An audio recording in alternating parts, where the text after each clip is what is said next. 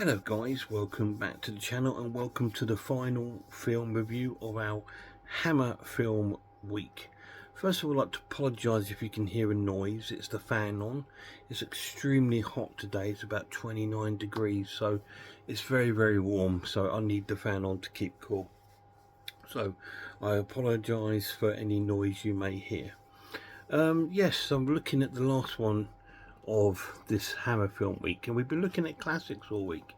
We've looked at Taste the Blood of Dracula, we've looked at The Curse of Frankenstein, and the last one we're looking at is no different. It's another classic from the Hammer collection, book 1. Now I've got the box set, the DVD box set of the Hammer films. It's got a shed loads of films, about 20 odd films in there, and tonight we're looking at Hammer's version of a zombie movie. So we're looking at Plague of the Zombies. So this is based in Cornwall, and the film kind of starts off with there's all this sort of things going on down in Cornwall, where there's a small village down there that are experiencing a few problems, and we're up. I think we might be in London with a doctor and his daughter at home, and they receive a letter from family friends down in Cornwall who live down there, who's also a doctor practicing in the local village down in Cornwall, and he sent him a sort of distress sort of letter, telling him there's some sort of virus or plague going around there that's affecting all the villages, and they've had about 12 deaths in 1 year. So the doctor says, well, I'm not quite sure what I can do. So the daughter suggested, well, let's go down to Cornwall and we can try and see if there's anything we can do to assist with the investigation of what's going on down there. So they set off on the stagecoach. So this must be again pre-Victorian times, and they set off on a stagecoach down towards Cornwall, and they go over all these sort of lavish fields, and we see the worst horror of the film, a fox hunt taking place. We don't actually see the fox getting caught or anything like that, but we see the guys in red in their hunting gear, and we see a fox running across the field, which is always a horrible sight to see, which I hate. That's the real horror of this film. Anyway, these huntsmen stopped the stagecoach with the girl and the man in there, asking if they've seen the fox, and the girl goes, yeah, it's gone that way. She sends them the complete wrong way because she wants to save the fox, and the father sort of like says to her, well, you know, I think he's quite chuffed that she did the right thing, because no one wants to see that sort of thing. So the huntsmen go off on their fox hunt, and the stagecoach carries on its journey to this small village. Finally it arrives at the village, and as we get there, there's already a funeral taking place. We see sort of like mourners on the street, and they're carrying the coffin over this bridge by the river.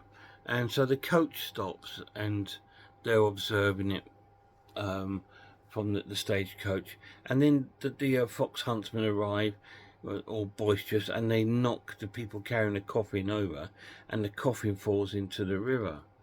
So the doctor and his daughter, very distressed about it, get out the stagecoach and have a look in the river, and the tops come off of the coffin, and we see like a body in there, like that. So it's and it's very pale, and so they're very distressed about it. The fox hunters are not. They told them to stay out their way, sending them the wrong way, sort of thing. And we see the brother of the person that's in the coffin, and he's told his people to leave, so they don't like them being there, they shouldn't be here. And the priest says that don't worry, it's his brother that's in the coffin. That's why he's distressed. So finally they make their way to the house where their friends live, the other doctor of the village and his, I don't know if it's his wife, but they live in this house. So they've gone down and they're pleased to see them. So they enter and they notice that the girl has like a bandage on there, because if you at the beginning of the film sort of starts with this sort of voodoo ceremony going on, which is quite strange.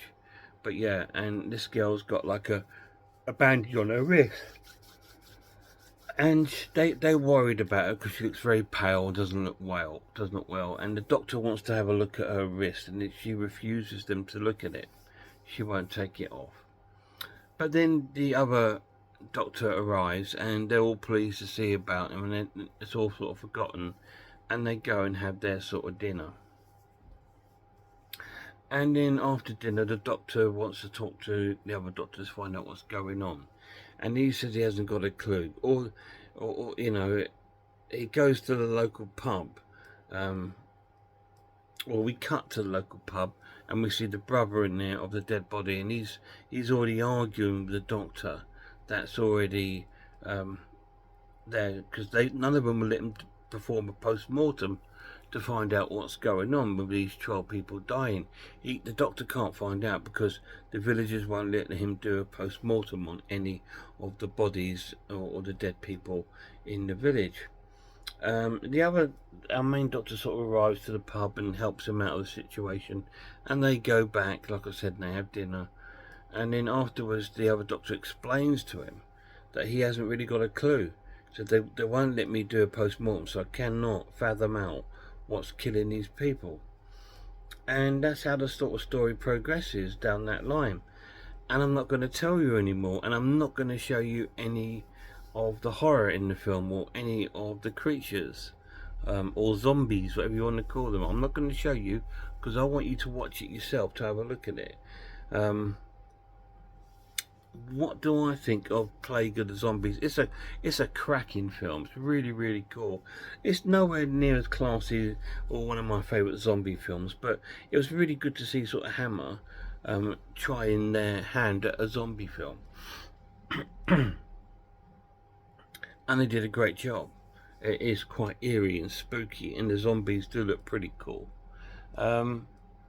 It's a good little film. Now the pluses of this, now this is only a DVD. The transfer looks crisp and amazing. It looks even better than the Lionsgate Blu-ray of Curse of Frankenstein, which looks really poor. This DVD looks better.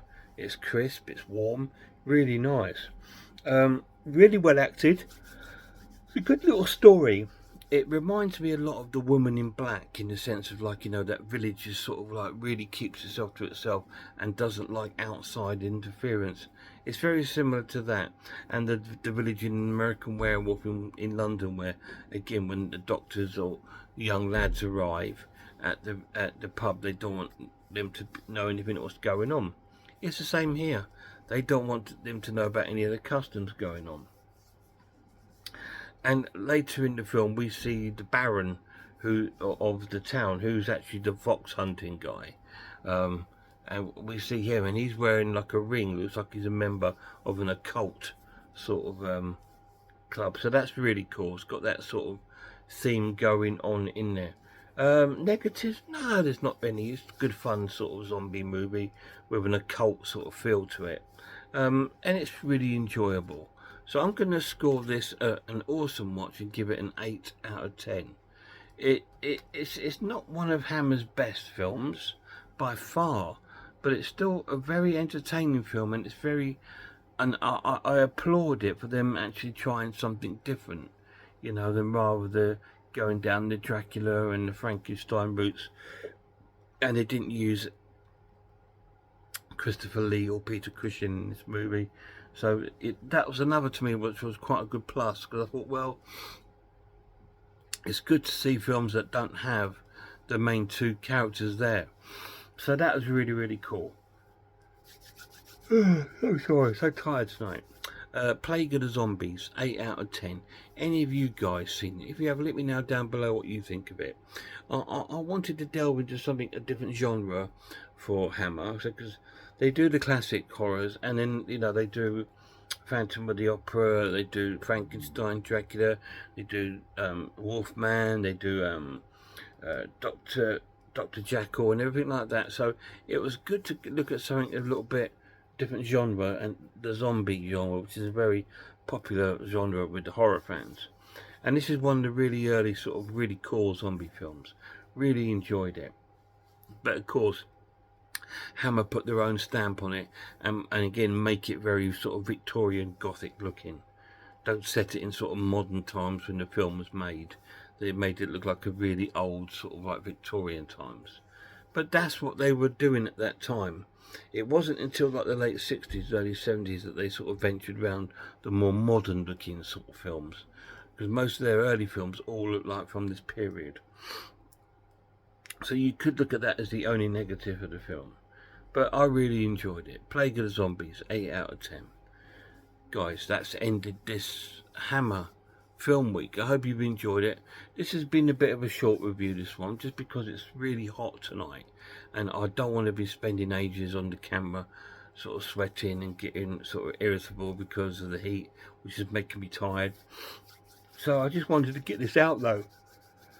So, till my next videos next week, which will be returning to more sort of like my normal kind of film reviews, check out some horror channels. Check out Horror Hands, Horror Geek, Man v Film, Iris Designs, Pizzlewell, I'm the Ice Lord, Cat Watches Horror Movies, Grumpy Andrew's Haunted House, and a massive shout out to my lad Lemon Lord.